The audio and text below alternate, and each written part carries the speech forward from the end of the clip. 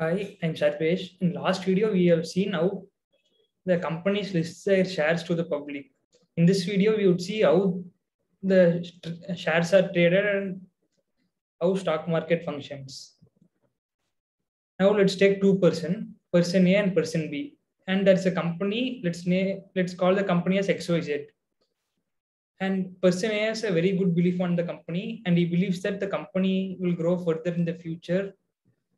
And so he wants to buy shares of the company so that he could make money while the company grows in the future.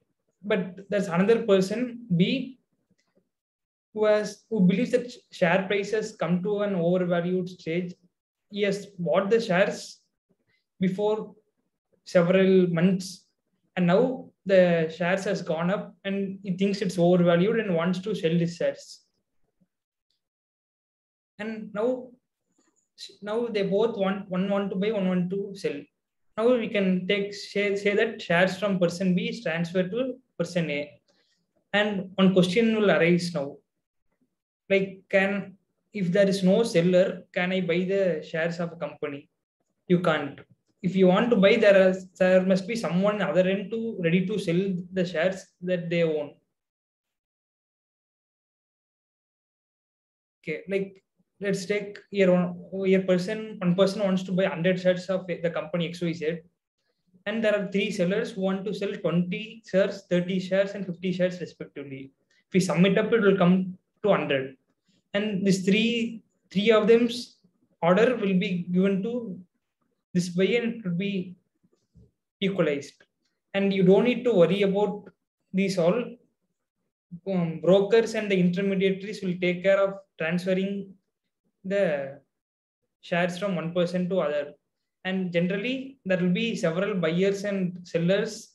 If you take some large companies, and you don't need to worry about whether there will be buyers or sellers. Now, another question will arise. How does stock price increase or decrease? Here they're buying and selling shares from, that is transferring from one account to another account. But how the price is increasing? Okay. Now let's take the company XYZ is announcing its results today. Their profits and results, quarterly results, they're announcing today. And they're announcing a very good result. That means the company has a good result. So the people would think the company would grow in future, and there's a very positive impact on public. So everyone would think of buying the shares. And now let's assume the price of share is around 3,000 rupees at 10 o'clock. At this time, the results were announced and it was really good. And now, as the results was announced, now nobody wants to sell their shares. So the sellers will demand a higher price for the shares. So here at 10 o'clock, a seller is demanding 3,002 and the buyer was ready to buy for 3,000 rupees, 3,002.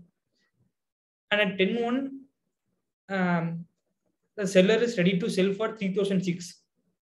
And since the results are good, the buyers are ready to buy at higher prices. And it was gone to 3,006. Similarly, 10:03, the 3,006 was next seller wanted to sell at 3,011.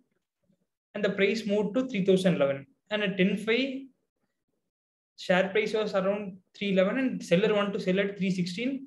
And buyers were ready to buy at 3,016. Sorry.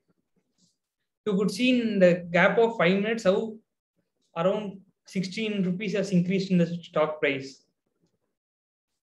And like this, prices changes according to the buyers and sellers at what price they are ready to sell. So it fluctuates. It does not happen only on results or quarterly days. It happens regularly, but impact would be higher on some special days, like results or some special days of company news. And another thing is, how long can you hold a share?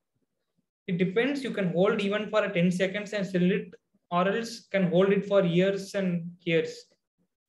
It depends, and that's it for this video. See you all in the next video.